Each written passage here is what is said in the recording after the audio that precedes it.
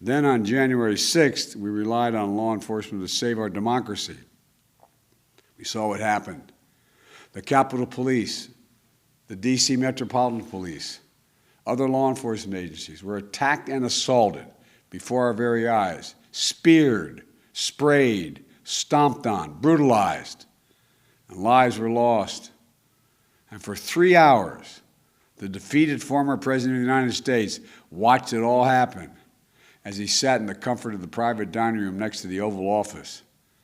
While he was doing that, brave law enforcement officers were subject to the medieval hell for 3 hours, dripping in blood, surrounded by carnage, face to face with crazed mob that believed the lies of the defeated president. The police were heroes that day.